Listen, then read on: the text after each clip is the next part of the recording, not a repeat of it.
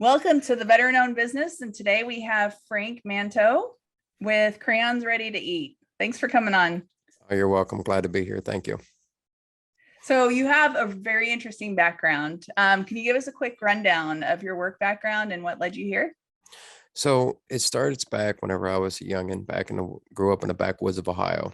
Grew up back there, farm country, everything, and there really wasn't much in the area. So I'd always wanted to join the Marine Corps, and thank goodness to a gentleman by the name of Mark Kenny, also known as Hooter.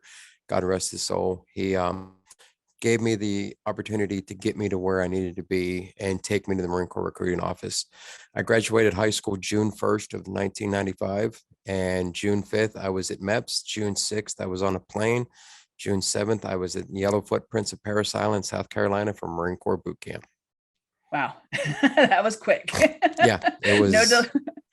No delayed entry program for you, huh? Well, I did do the delayed entry program. I Okay. enlisted in my summer of my senior year. So I had the time to prepare for it, but it was out of high school straight into boot camp. Very So, cool. but yeah, it's been a long, amazing ride. I did 7.5 years in the Marine Corps.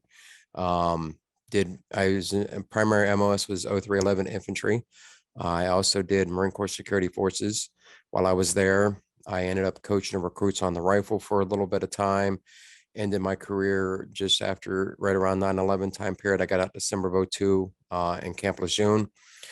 And I had to make the choice of, staying in or getting out with the current conflict and current injuries that I had to my back. And they wouldn't let me deploy because of my injuries. So I had to do the right thing for my kids. And I got out in December of 02.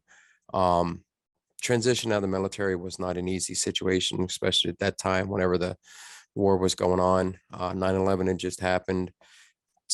Going through a bad, marriage, getting ready to go through a divorce, getting custody and things of that. So it was work, work, work, work, work. It was constantly making sure I had to provide for my kids, put food on the table.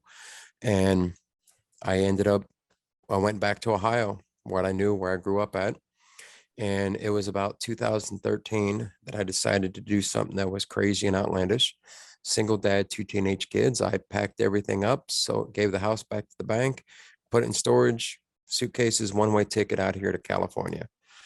No Wow. job, no vehicle, didn't know anybody, landed here and did what I knew is try to, provide for my kids. So I landed working at O'Reilly Auto Parts. Was there for a few years. Um, went up in the ranks, started out part-time on counter driver and worked my way into store manager. And it was there that I met one of my team members. Her name was Cassandra. And when I took over store manager, the outgoing store managers coming in, she brought in these peanut butter truffles, homemade, better than anything I've ever tried. No, better than any Reese cup out there. So I had that in the mental Rolodex that she had went to school to be a pastry chef for a few semesters, and she loved to bake and do things. So after I left O'Reilly's, I went and worked at a hydraulic hose company, and it just was not doing it for me. I'm like, I'm tired of corporate America. I want to get into doing something that I enjoy and that I love. And when I was younger, I grew up on the farms. We made everything. We built everything. And in high school, I took wood shop. I still have my cutting board that I made in 1994 that I use to this day. That's so cool. So it was a thing for me. And I decided to cash out my 401k, bought $3,000 worth of woodworking tools. And I started my own woodworking business called Kamikaze Woodworks. Now, Kamikaze and wood is spelled the same way. Works is WERKS because I'm a country boy from the backwoods and my grammar ain't the greatest thing in the world. So I started doing that as wanting to be able to help out bringing custom projects to life, as well as bringing back the family heirlooms and things of that nature. And it was there that I was able to use my skills in helping my kids' school programs. Because my daughter was in choir, my son was in band, my son's girlfriend was in color guard, and I ended up building the props that they needed for different shows and things like that. So in June of 2017, the color guard came to me and said, "Hey, we want to build a frame that they can jump in and out of." I'm like, "Okay, I can do that, no problem." Um, so I ended up taking plywood, cutting out the center, And I didn't want to make it anything big or elaborate because I knew it was just a prop. It wasn't going to be something that's going to be used over and over again. Um, so I took a picture frame that I found online, blew it up on multiple sheets of paper, glued it onto the plywood, cut out the decorative design on it. And I knew from my art background in high school that markers that large of a scale, they were going to bleed, they were going to run out, and you couldn't keep the same consistent color. Right. Painting it or color or watercolors just wasn't going to look very well on the paper. So I knew that I had to use crayons. Now, mind you, I knew nothing about social media. I was just getting into it for the business. The only reason I really had it was to keep track of my kids. Um, so I'm using the crayons. And at this time, I was getting into the veteran community on online. And I saw a couple memes that said, calling us Marines crayon eaters. This was something new. I was not called a crayon eater. I was a jarhead, a devil dog, a ground pounder, leatherneck, things of Yeah. this nature. Crayon eater was something new. And I was like, all right, whatever, it's no big deal. It's just nonsense. So when I'm doing this project, I'm using the crayons, I switch colors and I put one in my mouth while coloring with the other one. And I started gnawing on the thing. God, sorry. Yeah, it happened. And that's when it hit me. Is there something to this crayon eater nonsense? So I ended up doing some research, looked online to find out, is there actually truly an edible crayon? Couldn't really find anything. I found a company out of Singapore that said they made chocolate crayons, but I didn't really see that they wrote really well. Hmm. And they took out sugar and the scent and taste of chocolate to deter children from eating them. And they were square shaped. And I was like, yeah, I want people to eat this. I'm like, no.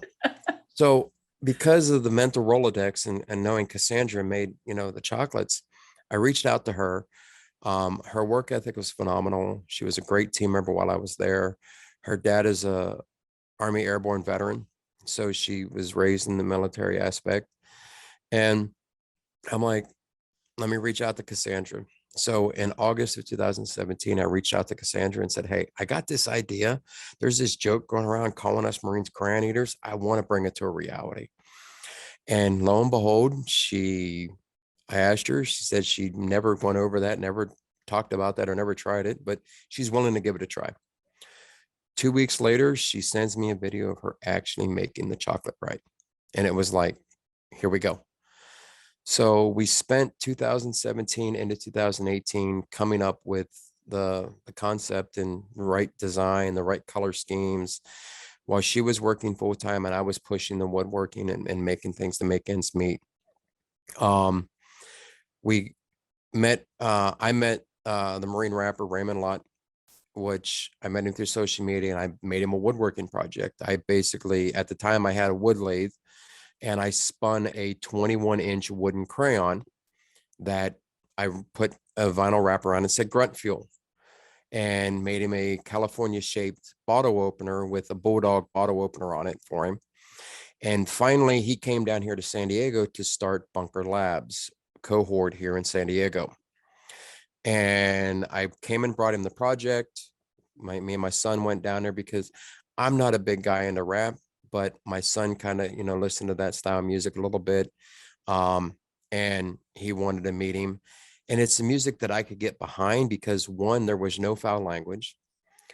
Two, I could relate because it was talking about military experience and things of that nature. So I'm like, I can get into this. So I go down there, I talk to him, and we start talking different things. And he's like, well, what are you doing? I know you got something else going on. You have to. You're a Marine. I'm like, well, I've got this idea of turning this joke, you've heard recently of calling us Marines crayon eaters into a reality. He was like, what? I'm like, yeah, we think we figured out how to make chocolate right. And he was just ecstatic. He's the one that called me to action. He invited me to a networking event. I went down there, hung out with him, went and met a lot of people, met Mike Sowers and Samantha Bonilla of Forge Clothing. Um, she had made a comment that she was told Mike to remind her to pick up some crayons for a photo shoot. And I'm like sitting there was like, why do you need crayons for a photo shoot? And she was like, well, I'm a Marine and I always posting on people are commenting, how can a Marine be, crayon eater that, be so hot and beautiful? There's no way you're a Marine, you're a crayon eater. And I'm like, okay, here we go. So I pulled them out, showed them to her and gave her the explanation of the concept. She immediately grabbed one, started coloring with it and ate into it. And she was like, I love it. This is phenomenal. I need some of these. So Raymond came in, talked to him, showed him. I got invited a couple weeks later to their monthly meetings to come down and talk about the business. I'm like, I got no business. I haven't done anything. I have no clue what I'm doing here. I'm just starting in the world of woodworking business and figuring this out. And I'm just making stuff and, trying to get it sold. So I have no understanding of business or what I'm going to go down there and talk about. So I told Cassandra, I'm like, we need to make a bunch of crayons. We got to go do this. We got to figure it out. They're wrapped in wax paper in a Ziploc bag. The 2 days before going to this meeting, I started the social media. I launched the website, bought the domain name, watched a few videos on WordPress, how to load up a website, and just boom, here we go. Go down there, pitch this thing. They loved it. They enjoyed the taste of it. It actually worked. And by the time we left there, our social media went from just the 11 people that we said, hey, follow this, to almost 200 people following us on Instagram because they started sharing it and getting the word out there. And we quickly progressed into now we have proof of concept. We need to get this out to other people and getting invited to networking events and showing our product and things. And we decided to let's launch the product and ship it. We don't know what we're doing. We're just get the website, put it up there, and here you go. Within a week of launching the online sales, we get a call from the county of San Diego. They basically told us that we needed to cease and desist, stop. We're in violation of so many codes. We almost got fined $10,000. Wow. And luckily, the director was kind enough to understand our situation, loved our story, loved what we were doing, and gave us a warning and helped us walk through what it took to get the cottage food permit. At one of our networking events, we had met Flossie Hall, which is an amazing individual. She started a food prepping business called Healthy Mama. So she had an understanding of it. She gave us what we needed to be able to make it in our home kitchen, in my kitchen. And so we're going through this. Cassandra's husband, Ryan, is good at math. He helped us crunch, some of the numbers and figure out, the measurements for us and everything. And what we had to do to make the mass things here at the house for what we were wanting to take to the events and everything. It was a good group that I had between me and Cassandra and her husband at the time. So finally, in March of 2019, they issued us the cottage food permit. And so now we can start going to these events and setting up booths and attending Bunker Labs, attending a movie premiere here locally that was very oriented towards a veteran type movie, military movie, getting involved in going to Irreverent Warrior hikes and things of that nature. And we're going through and we're like, we've tested the market. This is a proven concept. We've actually brought the joke to reality. December 2019 into January, I started noticing that the woodworking really wasn't making the money that I needed it to make. And I was struggling to maintain the bills. So I decided to start looking for work. February of 2020, O'Reilly's called me back and said, hey, we hear you're looking for work. Would you be interested in coming back? And I was like, on my terms, where I want to be, where I want to go, this is what I want. And they kind of agreed. And I went back to work for O'Reilly Auto Parts. Next thing I know, all of a sudden I'm hearing, and I have no time. I'm doing a lot of things. I don't watch social media. I mean, I'm on social media limited, but I didn't really pay attention to the news. I didn't watch a lot of TV. So I didn't hear anything about COVID. No clue that it was a start in February. Didn't have a clue. All of a sudden March hits. Next thing you know, we're getting freaking, things going on at work. They're talking about, these mandates, these requirements. Everybody's got to wear masks. The county sends us a letter that we need, stop production. They're working on figuring out the guidelines. They're not reissuing health permits. So we're basically shut down. We can't produce the crayons. No events are happening. No live gatherings are happening. Nothing. And we're just like, what do we do? We're going to stay kind of dormant and see where this pans out to see what we can make happen. And we started seeing things were opening back up a little bit.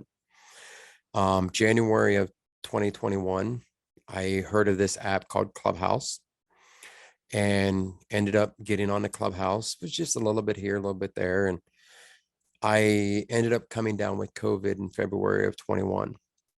So I was at home. I didn't have anything to do. I was like, what am I going to do? How am I going to keep, I can't do nothing, but I felt like crap. Went through this. I started deciding that I was going to try to do a little bit more in the woodworking because I needed to keep myself sane, because that was a form of therapy for me as well. And I had recently purchased the laser engraver. So I'm like, I'm going to start trying to do stuff with the laser engraver. It's automated. It's something that I can do. At one point I was like, I'm never going to use a robot, but I had a project a few, months back that required some, detailed, engraving, and I've outsourced the company to do it. And I was like, yeah, there's room for this. So I researched and I found one, and I was like, okay, I'm going to figure this out and learn on this before I gradually jump into these big laser machines. So I got a small laser, and then I launched wooden dog tags, started making wooden dog tags that you can, put your business on, you can brand towards you and have different things of that nature. And it worked out. I'm like, here we go. I've got something, an idea here. So people were liking that. And doing other things that now I can engrave on the coasters and different things that I wasn't able to do before. And I'm like, all right, here we go. And then with Clubhouse, it really opened my eyes to what I didn't know in business. Met Joey Mack of the Mobile Cigar Lounge on there, who helped me understand the benefits of being an LLC. So I took the company and launched us to an LLC.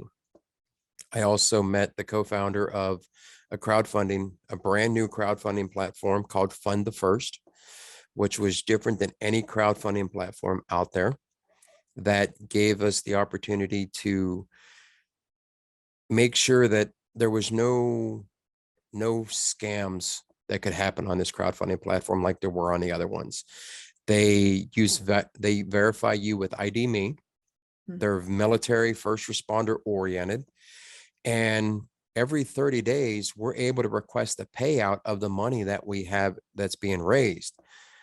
Traditionally, other crowdfunding platforms are like, nope, if you don't get the money, you're not getting it. I'm like, oh, so we held off. But when we found Fund the First, it's like, okay, here we go. And we picked back up on social media again. We started doing the promotion. We're like, here we go. We are now going to shoot for mass production. We need to be able to ship our product. In order to be able to ship our product, it's going to cost us a certain amount of money to be able to get the minimum requirements into an FDA approved facility, FDA approved packaging, get the certifications that we need, and everything to make it happen. We started looking for the places. We found a chocolate company that was willing to work with us, because not very many people work, because we re-engineered chocolate. Nobody's made chocolate that actually can color. So, and when I say color, I mean actually write with it. That's so awesome. Yeah. So we found a company out of Oklahoma that's willing to be a mass production for us. We started finding, we needed to get custom molds, because the molds we had were silicone. And with the type of machines that are used and the heat of the chocolate, it's not gonna, the silicone wasn't gonna hold up long term. So we had to get custom molds made.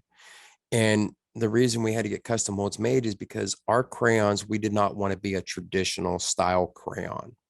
We wanted to set us apart from what a crayon traditionally looks like. And there were many reasons that we did that. One was we went with a triangle shape with 2 points on each end, for the main reason of it's flat. It doesn't roll off the table, and you do not lose your food. Yes. Second off, kids and humans, and those of us that are maybe Marines, are just kind of grab the pen, our hands naturally go to the triangle shape. as well as we wanted the higher ranking officials and the lower ranking officials to be able to decipher, as well as parents to their children, determine our triangle shaped ones are safe to eat, the round ones are not.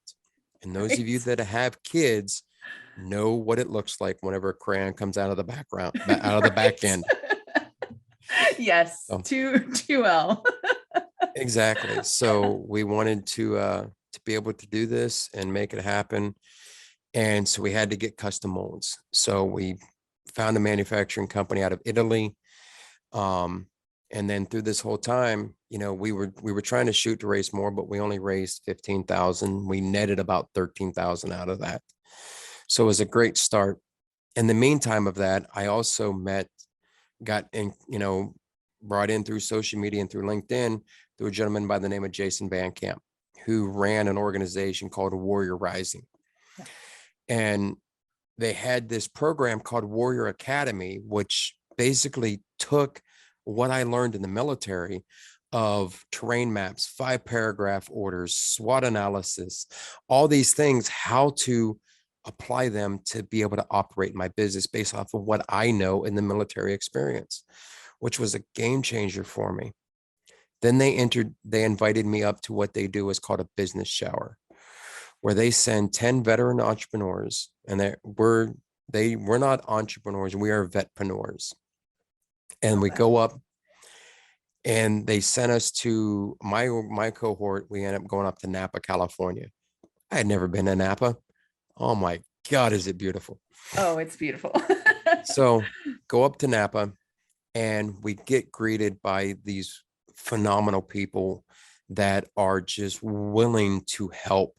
We got so much mentorship that alone, that was what was the pivot of the whole time up there, was the mentorship that we got. They gave us a custom 3-piece suit. We got a free Oh, MacBook Air laptop. wow. Yeah. And I had never pitched the business before. Never. One of the things that helped pivot us to move forward was Flossie Hall came back into the mix. She was on Clubhouse. She heard people saying, well, you got to try this. You got to try this. You got to try this. You got to do this. I was like, but nobody was actually explaining to me what I needed to do. So she reached out and she was like, hey, look, I see you're struggling. You're pushing forward. You're getting moving forward on things, everything else. I want to be able to help you. So we talked, brought Flossie on as a member of the team. She has helped us tremendously in the world of marketing and understanding certain terms and things for business. And when I went to that business shower, they had this thing that was called a pitch competition, where we had to pitch our business. I had no clue, knew nothing at all. And next thing I know is she helped prepare me for the pitch. They set us up there. We went into 3 different rooms and we pitched to the board members of Warrior Rising. 3 from each room was the top winners of that round.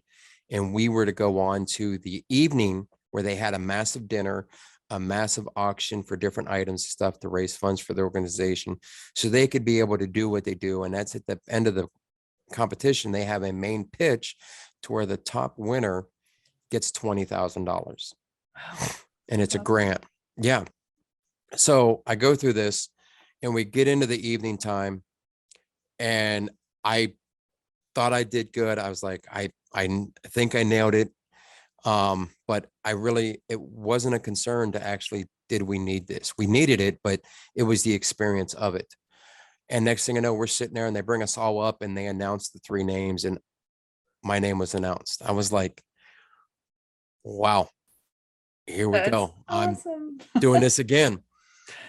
So we go up, we pitch, and I a lot of it was a blur because I started feeding off the energy of the crowd and I went through it and they announced the winner. We did not win, but the guy that did win, you can't beat it. He created a learning platform for the visually impaired. Oh, awesome. Yeah. So I was like, okay, yeah, he's in the Yeah. bag. But one of the things that they did is because of the money that they were able to raise, they were gracious enough to give me and the other gentleman a $10,000 grant. Oh, that's awesome. Yeah. So we walked away there with $10,000. So now we've got a lot more money to be able to, now we can say, hey, we found the mold manufacturing, we found the packaging, we found the manufacturing production. Let's get these things rolling. So we paid for the molds, we paid for the packaging, we put a down payment on the manufacturer, and we're able to bring this joke to reality, to bring it to shipping to the lower 48 states currently. So we're doing pre-orders right now with the goal of shipping on May 1st. It's it. I'm like at a loss for words. your your whole story. It's so incredible how everything just like fell into place, and there's always a way, right? Another door opens, and I'm so excited. I'm so excited for you guys, and I can't wait to try these crayons because they just sound incredible.